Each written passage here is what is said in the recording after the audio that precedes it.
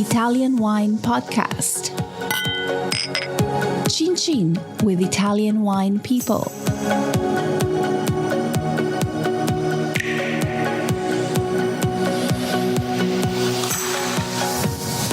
Swirl, sniff, sniff, sip, sip, and swirl. Once again, here we go. Swirl, sniff, sip, sniff. While you drink, don't forget these tasting tips. Welcome to this special edition where we talk wines and the Giro D'Italia. We held an exceptional ClubHouse Room dedicated to Giro D'Italia, but it was not recorded. I know, bummer. But anyways, we thought about sharing some notes about the stages of the Giro, written and read by Marc Millon, a food, wine, and travel writer, and the author of numerous books, as well as magazine articles published on both sides of the Atlantic. Stay tuned. Sip, sniff. While you drink, don't forget these tasting tips. Okay, everyone, the final push. Just 5 days left of this year's fabulous edition of the Giro D'Italia. So far, it's given huge thrills as it has passed through 13 of Italy's 20 regions. There have been breakaways and unexpected stage winners, many of whom have been Italian. There has been incredible teamwork as domestiques have toiled for their team leaders. There has been drama and heroics in the high mountains, with more to come. We have enjoyed stunning countryside, history and culture too. And all along the way, there has been a wealth of fabulous wines that demonstrate the incredible variety of grapes, styles, and types that Italy has to offer. Thanks for sticking with me, and let's enjoy these final days. Here are my reports for stages 17, 18, and 19. Stage 17, Canazei to Segadala, 193 kilometers. Just 5 days remain in this year's Giro d'Italia before the victors will be proclaimed on the podium in Milan. 16 stages have now been completed, from the far north of Italy to the south, from east to west, and back up the highest mountains to the north once more. There is still much work and many more mountains yet to be climbed. Though young Egan Bernal of Ineos Grenadiers has further extended his hold on the Maglia Rosa, past experience shows that nothing is ever certain in the Giro d'Italia. Yet, whatever happens, on Monday Bernal rode himself into Giro history and into the hearts of all tifosi on the inhospitable, snow-covered peaks of Passaggio. The nature of a grand tour, with so many races going on within the race itself, means that it is quite possible to win one without ever winning a single stage. Bernal has now won 2, and he showed the nature of his heart and desire under the most testing conditions on this year's Cima Coppi. He toiled, he suffered, and he risked all, which is what the tifosi want to see in their cycling heroes.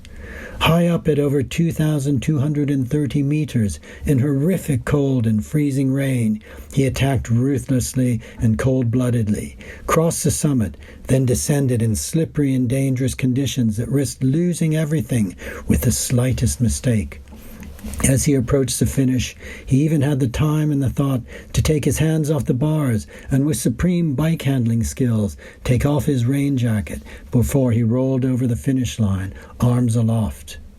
"When I attacked, I wanted to do something special," he said quietly when interviewed. "The team believed in me. It was hard because of the weather, and when it is like this, you need to be hard in mentality. It was a day to suffer. And we did it. I wanted to cross the line, showing the Maglia Rosa. It is not every day you can win a stage in the Giro while wearing the Maglia Rosa, and I wanted to show my respect." After Tuesday's well-earned rest day, the cyclists will take to the high mountains again as they move across Trentino, which, together with Alto Adige, Südtirol, makes up an autonomous region that is another unstinting source of outstanding wines. From Ladin-speaking Canazei, the route races south, mainly downhill for some 90 kilometers, before reaching Trento itself and the Adige Valley. There will certainly be a chance for opportunistic breakaways to make their dash for glory today. However, the sting of stage 17 is most definitely in the tail, for two mighty mountains must be climbed, both of first category difficulty.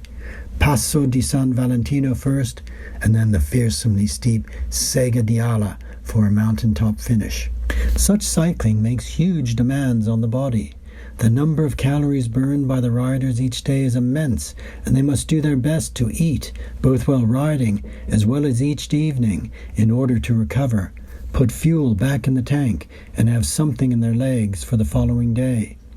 They need to rehydrate too, and so do we.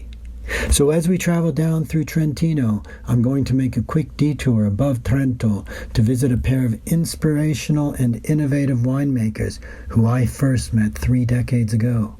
Fiorentino Sandri and Mario Poyer at the Poyere Sandri winery in Faedo, near San Michele all'Adige. Their enthusiasm and desire to try new things, think outside of the box, follow new techniques, and create new wines will not have waned at all since we met all those years ago. They produce a fascinating and creative range of wines, though today I just want something simple, clean, razor sharp to keep me on my toes for these final days of the Giro. Poyere Sandri Noziola is just the ticket. Delicate, pure and clean fruit, green apple acidity, and a slightly bitter hazelnut finish. This will be invigorating with a steaming bowl of canerdli, bread dumplings flavored with speck and cheese, served in a rich and tasty broth. Then it's back on my virtual bike as the Giro d'Italia moves relentlessly towards its conclusion. Stage 18. Rovereto to Stradella, 231 kilometers. It's not over until it's over. That's what everyone always says about the Giro d'Italia.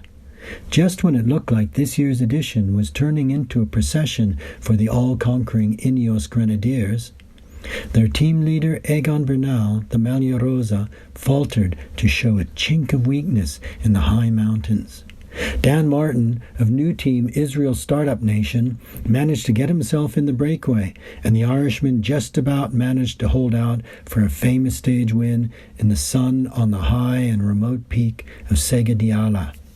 Meanwhile, towards the top of the mountain, when gutsy Simon Yates attacked and Bernal followed, it looked like the Colombian would gain further time on most of his GC rivals.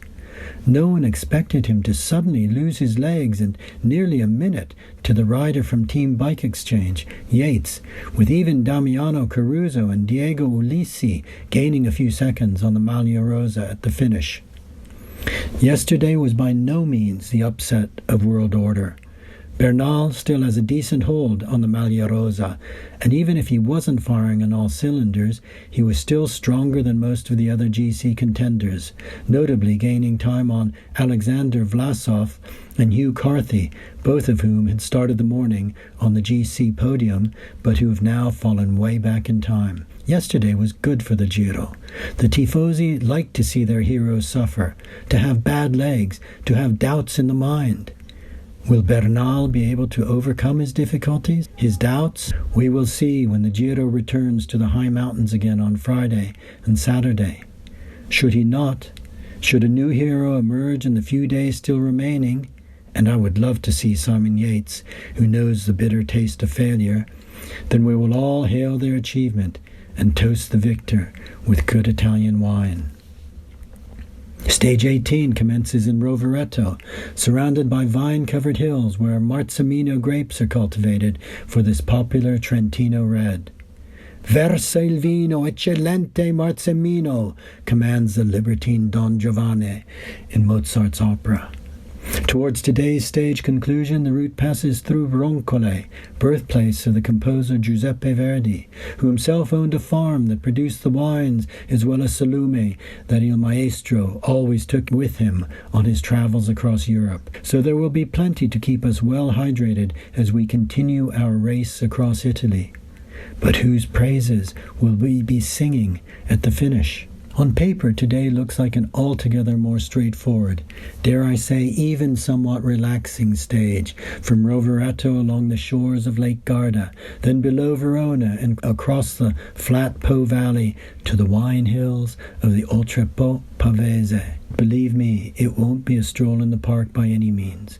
We're in the final days of the Giro, and there is still so much at stake. If the GC won't be altered by today's stage, barring, heaven forbid, a crash, the Maglia Ciclamino competition is still far from decided.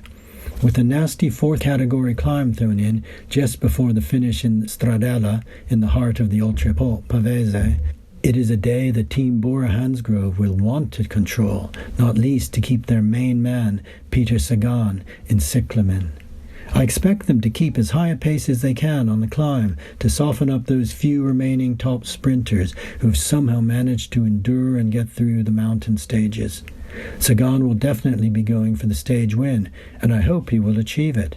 Whatever happens, and whoever wins, at the finish I'm planning to be toasting the day's victors with a flute or two of one of my favorite sparkling wines. The La Versa Cantina Cooperativa was founded in 1905 and from almost the outset decided collectively to concentrate on the cultivation of Pinot Nero, one of the world's greatest, if most temperamental varieties.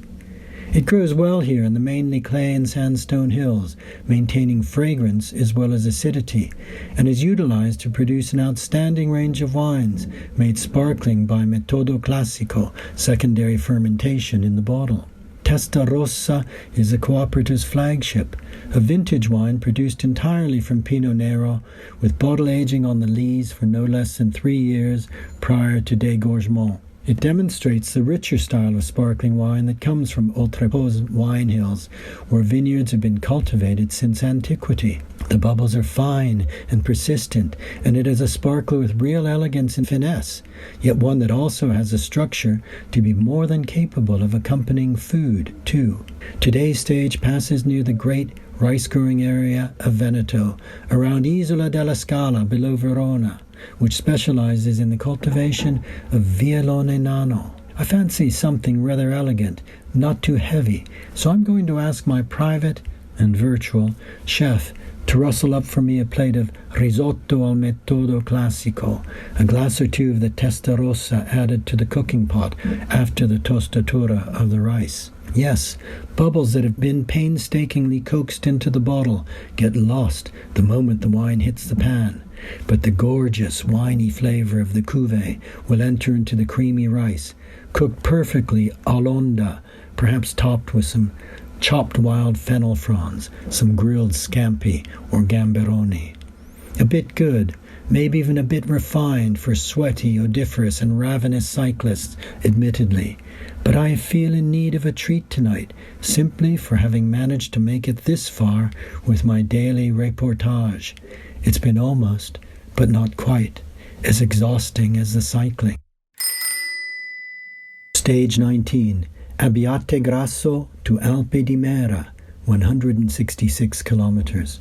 Just 2 more stages in the high mountains before the final chronometro time trial that finishes in Milan's Piazza del Duomo on Sunday. From Lombardy, we head back into Piedmont today, passing through Novara, where day 2 finished. How long ago that seems. Imagine how long ago that feels to the cyclists. Yesterday's long stage from the wine hills of Rovereto in Trentino to the wine hills of the Oltrepo Pavese via the flat and fast Po Valley turned out to be mainly a transitional stage, a speedy movement of men and machines across the country in readiness for the rigors to come over the final days. As such, it provided another ideal opportunity, perhaps the last opportunity in this year's Giro, for a breakaway. The Maglia Rosa GC contenders, as well as those vying for the Maglia Ciclamino and Maglia Azzurro, were content to leave the day to those riders who weren't a threat to any of them, and thus a large group of 23 managed to build up a substantial time lead, so creating virtually a separate race within the race. To the delight of the crowd lining the streets in Stradella, yet another Italian rode to a famous solo victory, Alberto Bettiol of EF Education Nippo. The main peloton, meanwhile, trailed in a laggardly 23.5 minutes behind, with the standings unchanged. Most significantly, Peter Sagan of Bora Hansgrohe remains in the Maglia Ciclamino. He and his strong teammates should be able to control the remaining intermediate point sprints in the days to come. So barring any incident, my hope is that Sagan will win the points competition and so wear the cyclamen jersey on the podium in Milan, a notable achievement to add to his more than impressive cycling palmarès. He's already won the green jersey in the Tour de France, the equivalent of the Maglia Ciclamino, an incredible 7 times, as well as the rainbow jersey awarded to world champions. A first points victory in the Giro d'Italia will cement Sagan's position as truly one of the greatest cyclists of his generation. Today and tomorrow, though, he will have to endure 2 more days of suffering in the high mountains. Stage 19 departs Lombardy from Abbiate Grasso to re-enter Piedmont, passing through the vineyards of Novara and the Alto Piemonte once more, then briefly along the shores of Lago di Maggiore, before climbing into the high mountains of Val Sesia for a final 10-kilometer ascent to a summit finish on Alpe di Mera. Will Bernal have recovered from his momentary weakness that we glimpsed on the high slopes of Sega di Ala? Will Yates, Caruso, and the others have the courage and the legs to attack today, as they must if they are to have any hope of wresting the Maglia Rosa from the Colombian? Or will they leave it until tomorrow, an even harder alpine test, hoping that it might be their best moment of opportunity? We shall see.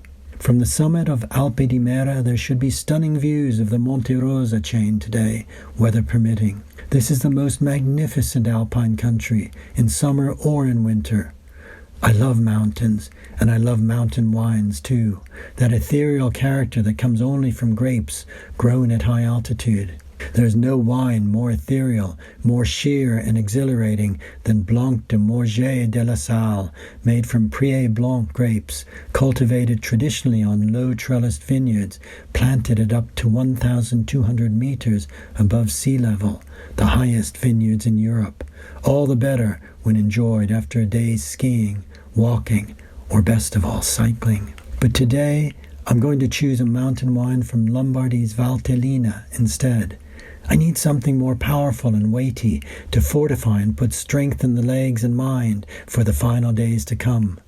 Nino Negri's Valtellina Cinque Stelle Sforzat, a dry passito wine produced only in the best years from Chiavenasca grapes, a clone of Nebbiolo, grown at high altitude, harvested, and then air-dried in the clean and arid alpine air.